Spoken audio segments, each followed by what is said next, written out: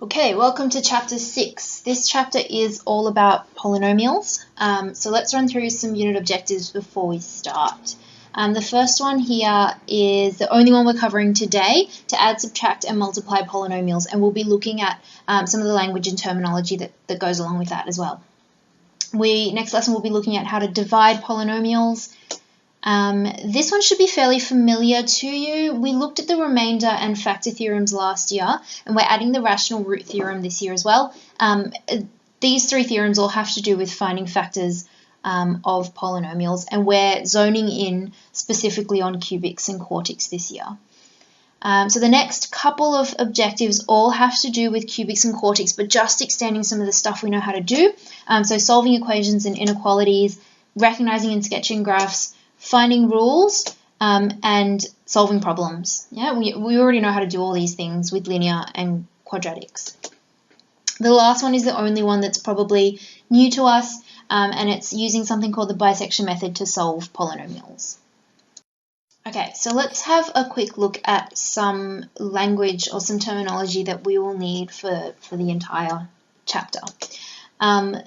Polynomials we've looked at last year. They are just special kinds of functions that can be written in this form. Now, when we see this form, we don't freak out because we don't really need to use this.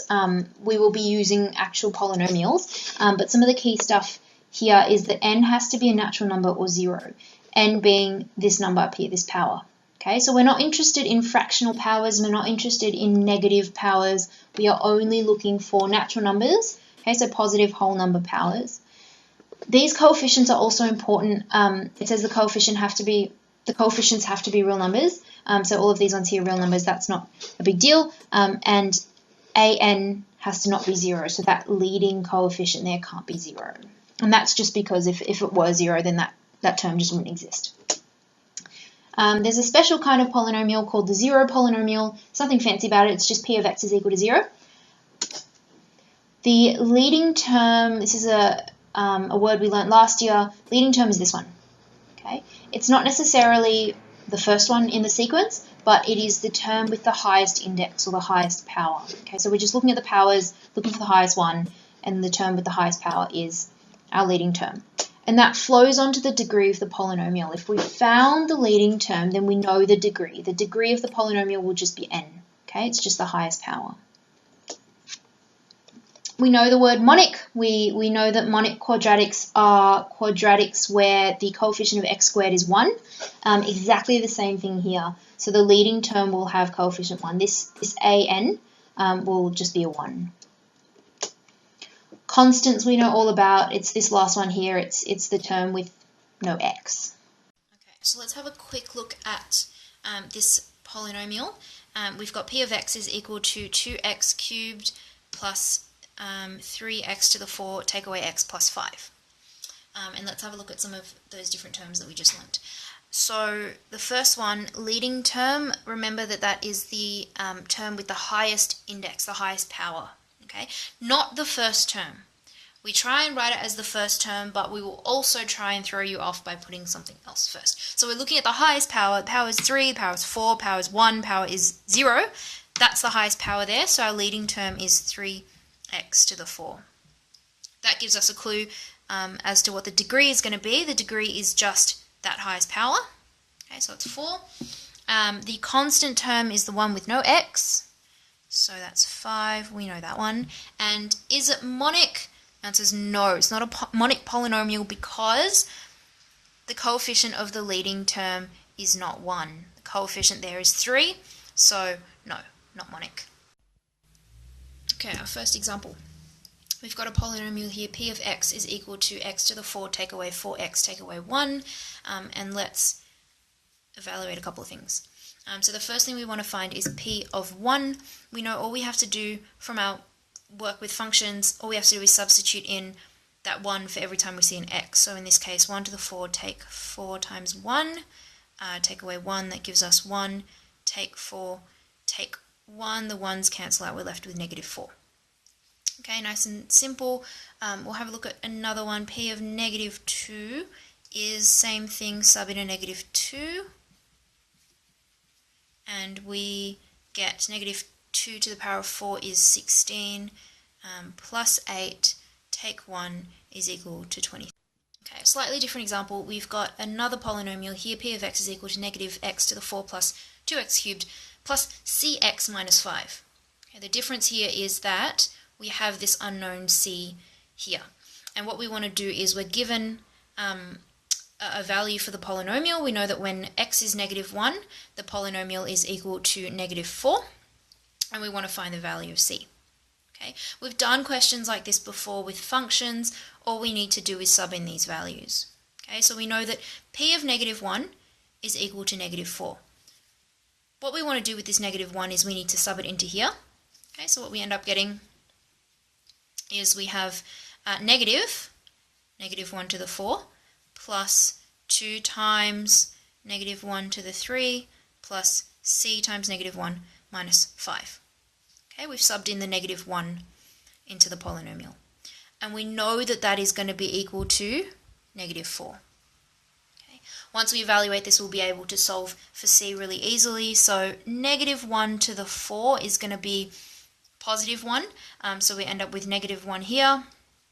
Negative 1 to the 3 is negative 1, so we have negative 2 minus c minus 5 is equal to negative 4. Let's clean this up. Negative 1 take 2 is negative 3, take 5 is negative 8, so negative c take 8 is equal to negative 4. We have negative c is equal to, add 8 to both sides, 4, and c is negative 4. Okay, another very similar example, we've got another polynomial here. This time q of x is equal to x to the 5 plus ax cubed plus bx squared plus 2. And then you've again got some values here, and we want to work out the values of a and b. So you'll notice the difference between the last example and this one is that now we've got two unknowns, okay, two unknown parameters. We know that when we have two unknowns, we'll need two equations, and that's why we've got these two values. Okay, so we just need to sub them in. Let's do that first one. So q of 1 is equal to 3. That implies that if we grab 1 and sub it in for our x's, we have 1 to the 5 plus a, 1 cubed plus b, 1 squared plus 2 is going to equal 3. Okay, evaluate this. 1 to the 5 is 1, 1 cubed is 1, so that's just a, 1 squared is 1, so that's just b, plus 2 equals 3. Clean this up, 1 plus 2 gives us 3. We've got a plus b plus 3 is equal to 3. That means that a plus b is equal to 0. And that's all we can do at this point. Let's have a look at our second one, and then we'll solve some simultaneous equations. We've got our second one there, q of negative 1. Okay, when x is negative 1, q is 0. That implies that, pop in that negative 1, so we've got negative 1 to the 5 plus a, negative 1 to the 3 plus b, negative 1 squared plus 2 is going to equal 0. Negative 1 minus a plus b plus 2 equals 0. Negative 1 plus 2 is positive 1. That negative a plus b is still there. So we end up with negative a plus b is equal to negative 1. Okay, so now we have two equations. Let's label them. We've got 1 and we've got 2. We know that if we have two equations and two unknowns, we can just solve that simultaneously. I don't want to do that by hand, so let's hop over to the CAS and we'll do it. Okay, so what we want to do is solve these simultaneous equations on the CAS, which means we need this thing, and we know that our two equations are a plus b equals 0. What is it? Negative a plus b is equal to negative 1, and we're solving for a and b, and we get that a is a half, b is negative a half. The CAS told us that a was a half, and b is negative a half. Which means that our polynomial is q of x is equal to, look up here, x to the 5 plus a, x cubed plus b, x squared plus 2. That's our polynomial. Let's quickly check that on the CAS. I don't know if you can see that. Let's quickly check that on the CAS to make sure that this works, okay? Because if they don't work, then we've done something.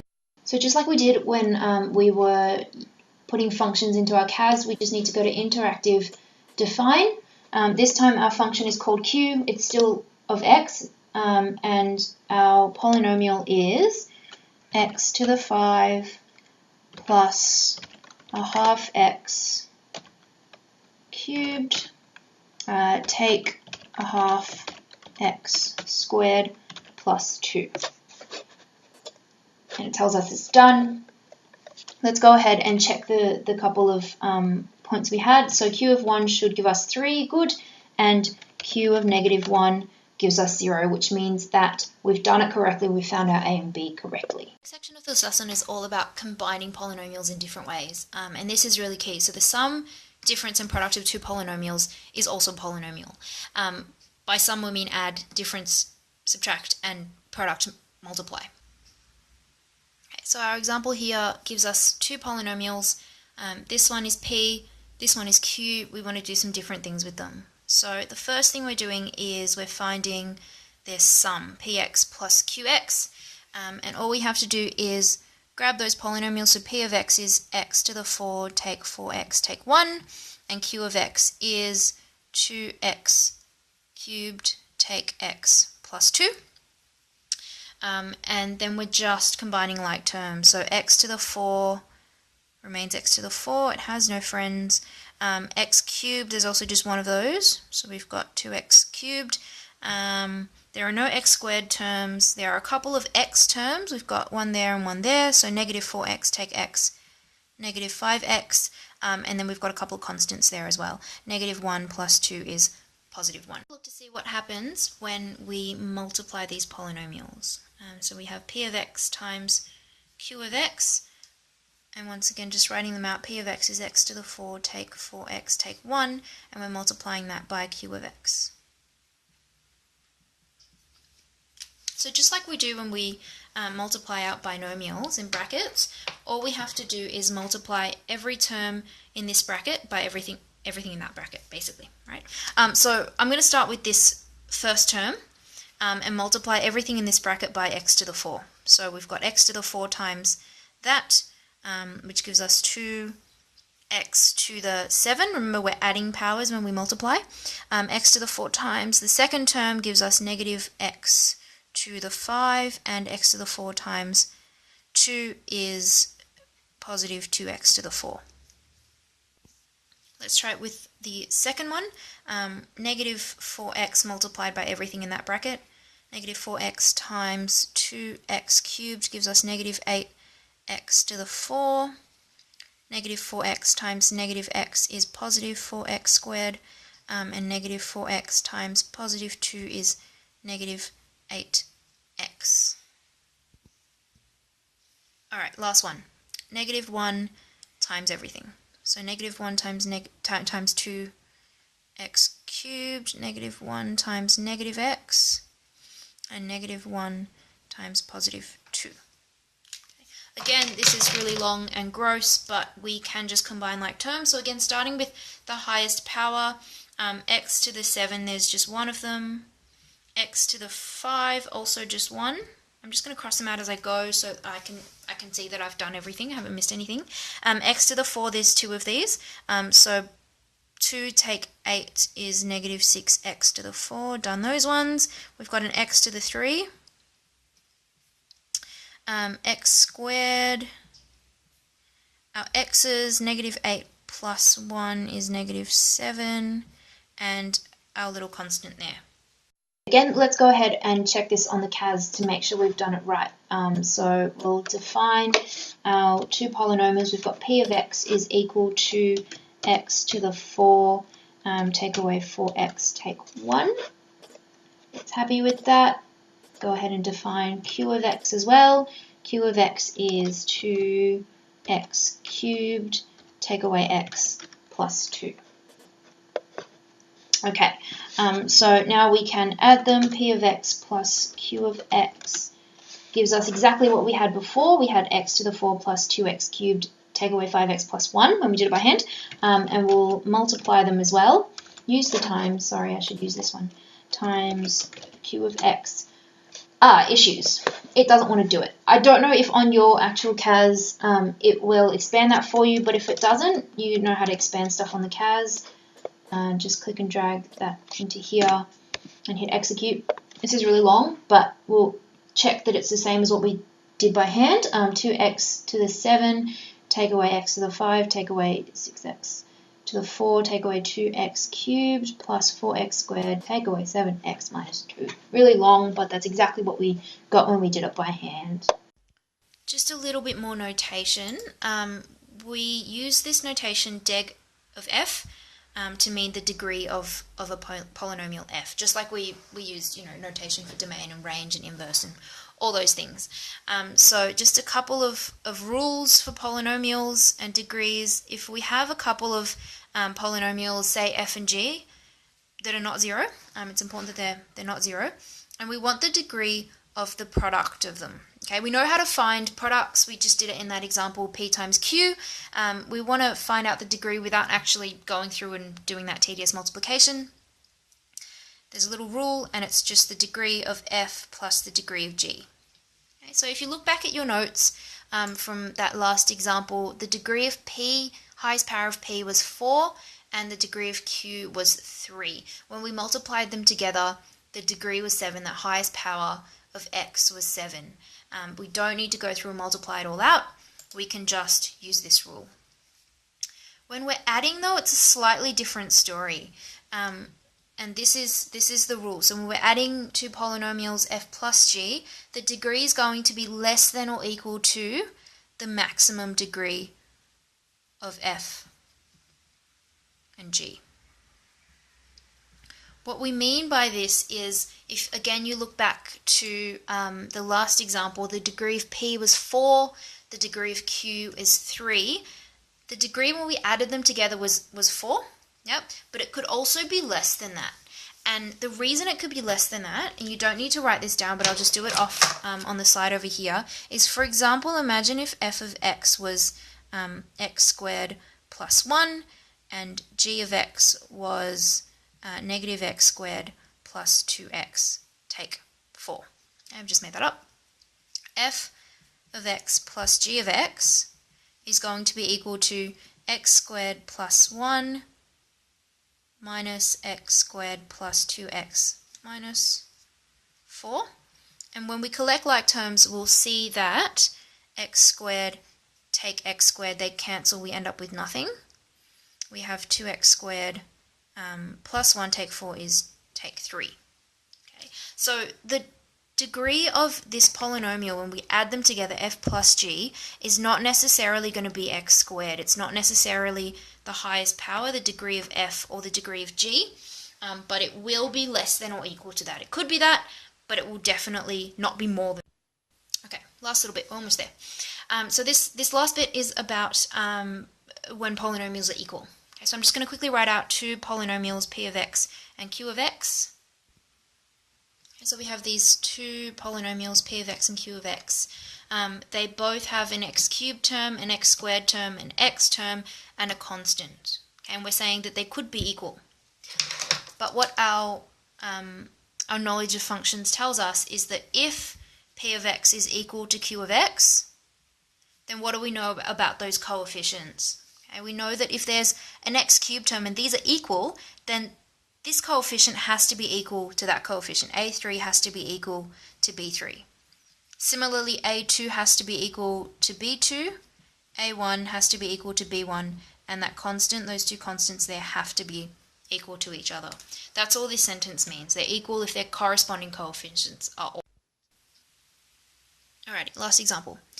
So we've got a polynomial here, p of x is equal to x cubed plus x squared minus 2x minus 3. And this question is telling us it can be written in this factorized form like this, where a and b and c are real numbers, and we want to find the values of a, b, c. So what we want to do here is we want to use that little bit of theory we just looked at before with equating coefficients, and we want to make sure that we can match up those coefficients. That's all we're going to do, and it's going to help us work out a and b and c. So let's grab this first. Okay, so I'm going to do this in a different color. I'm going to grab this and do it down here. X plus a, x plus b plus c. It's not very helpful to us in this form. We need it in expanded form. Okay, so let's go ahead and expand this out. It's going to be messy. I'm going to do the brackets first. So expand this out, x times x is x squared, x times b, bx, a times x, ax, and a times b, ab. And then this one into the brackets gives us x cubed plus bx squared plus ax squared plus abx. And then we've got that plus c on the end there. I want to collect some like terms. It's a terrible equal sign. So x cubed remains by itself. We've got two x squared terms, so this can be written as a plus b x squared. We've done those. There's one x term, and there is our constant at the end there. Okay, so now that we have this all nice and expanded, we can start to equate some coefficients. The question tells us that p of x can be written in this form. Now we've expanded that form out, so what we've really got is that p of x up here is equal to this down here. Okay, and we can start to look at those coefficients. So x cubed is equal to x cubed doesn't really help us. The coefficients are both 1. Let's look at the coefficient of the x squared terms. So we've got 1 there, has to be equal to this coefficient a plus b. Okay, so a plus b is equal to 1. That gives us one equation. Let's look at our x term.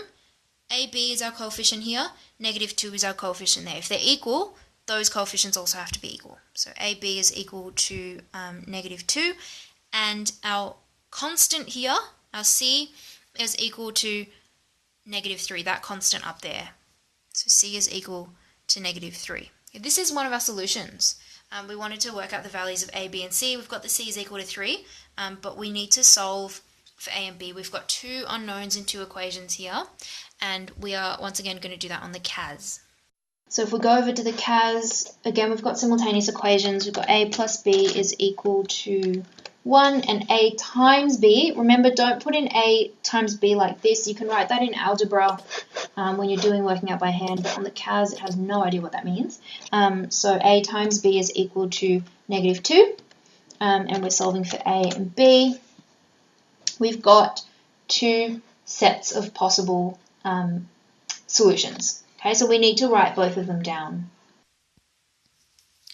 We'll just write down our two sets of solutions. So either a is equal to negative 1, b is equal to 2, and c is equal to negative 3. Or the CAS said that a could also be 2, b could be negative 1, but c is still going to be negative 3. We've already solved for that. The reason we have two sets of solutions is if you look up here, x plus a, x plus b are two of the factors. It doesn't really matter which one we put in the first bracket and which one we put in the second bracket, which is why we've got these interchangeable a and b values here. Okay, it is important to write out that full solution with the two possible sets of solutions. Okay, last little bit of theory. This is nothing new. We're just going to look at what happens when we try to cube a binomial. Okay, a plus b all cubed. What I'm going to do is, just off to the side, I'm going to write down what we know from year 10, a plus b squared. We know how to expand that out. Yeah? A plus b squared, we know that is the first term squared plus the last term squared plus the first times the last times 2. Okay, really easy. So when we want to multiply out this one over here, we can first write it as, well, we know that a plus b cubed is a plus b times a plus b times a plus b. That's also the same thing as a plus b times a plus b squared. Yeah? But we know what a plus b squared is. So all we have to do is a plus b times this over here. A squared plus 2ab plus b squared. That makes it just a little bit easier to multiply out. Again, we want to multiply everything in this bracket by everything in that bracket. So a first, I will do this in different colors again. So a first, a times a squared is a cubed, a times that one is 2a squared b, and a times the last one is a b squared. If we look at the second one, b times everything is b times a squared b, b times that is 2ab squared, and b times the last one is b cubed. Now let's look to see if we can combine some like terms. The order that I'm going to go with is largest power of a first to smallest power of a. Okay, so largest power of a is a cubed. That doesn't have any friends. Let's look at a squared terms. So there's an a squared b and another a squared b. Can we see these two? So we can combine those and we get 3a squared b. So we've done those. We've got a b squared, a b squared. So they're like terms. We get 3a b squared. So we've done those. And then our last one that's left is our b cubed.